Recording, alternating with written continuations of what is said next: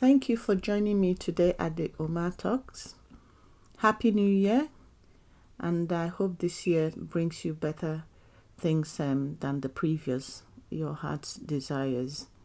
It was quite a difficult year for all of us last year, 2020, and hopefully, and with prayers, I believe we would get through it this year.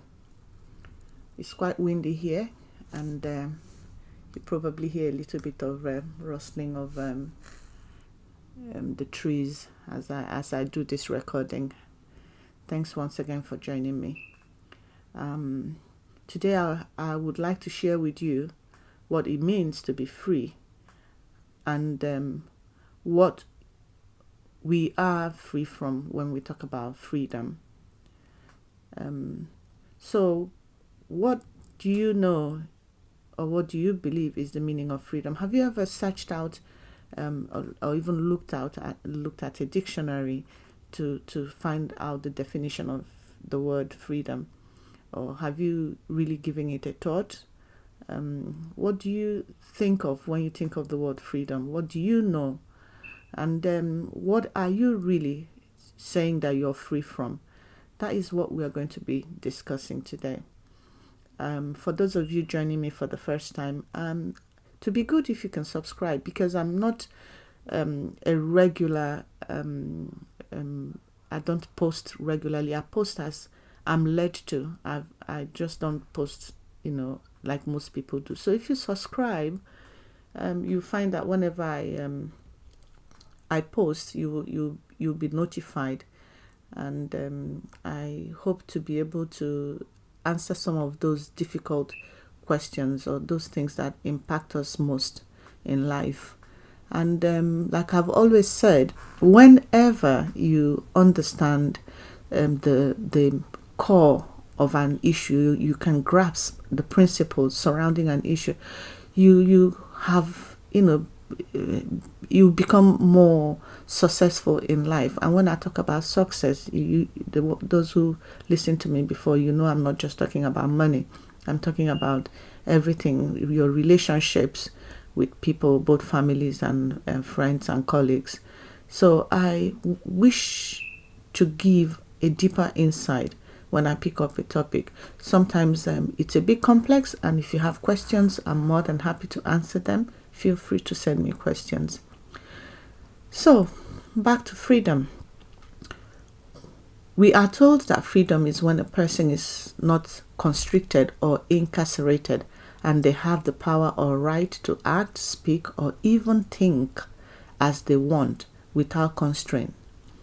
Can you imagine speaking, acting, or thinking as you wish without constraints? With your colleagues in the office, just saying whatever comes out of your mouth without any form of constraint, or even at home, whilst you're with your spouse or your partner or your friend on a dinner table. Can you imagine speaking without any form of constraint at all? But that's what the dictionary defines freedom as. For you to be able to act, think, speak without constraint. That's what the dictionary tells us. If you take a look at Merriam-Webster dictionary, freedom even becomes more challenging to attain, as Merriam-Webster's dictionary defines it as the quality or state of being free, such as the absence of necessity, coercion, or constraint in choice or action. Wow, that's really, in short, it sounds so unattainable. And then Merriam-Webster's dictionary goes on to say liberation from slavery or from the power of another. And we know slavery is not always when people are walking around in chains. So for them, that's what freedom is. It would seem that the above definitions invite lawlessness as far as I'm concerned, because if everyone is to speak and act and think as they may, there are no boundaries anymore. And in certain aspects, these definitions also paint a picture of a dreamland where, in spite of our thinking and doing things the way we want, everything will still work well. That is utopia. And everybody knows but utopia is. Clearly, society has set controls and rules which are enforced and in itself are seen as acceptable ways in which a person should act, speak, or think. This requires constraints. That means the society actually expects us to be constrained. So to make matters worse, even our actions and words and thoughts are not original. That means, when you think of your actions and thoughts, they are kind of stage managed. We are a product of history and the culture and media. We're a product of the music of the times we're listening to and the books that are being written and the religion of the time. During the Pentecostal period, the times, this time of different types of Pentecostals. We are a product of this time. So our actions and our words and our thinking, it's kind of shaped by this. So we are not really free when our choices are reliant on what's being offered to us by other people. So these secular definitions are unobtainable. Surprisingly, the Bible, both the Old and New Testament, does not even promise us a life without constraints in our choice of action. In the simplest of words, the Bible tells us to love one another. To love one another, this requires constraint in both action, words, and thoughts. So the definition of this word, freedom, in the dictionary, and what we are made to believe freedom is a total fallacy crafted to fan our ego, just to make us feel that we are in control of our destiny and require nothing else. And when I use the word destiny, as I'm speaking, I put it in quotation mark because it's a topic on its own. When you give the definition deeper thought, you will soon begin to see that being able to act, speak, or think as you may does not grant the freedom you so desperately seek. All these years you've been wanting to speak your mind and tell people what you think about them and say it the way you think you have to say it, or express it the way you want to express it. You still haven't felt that freedom.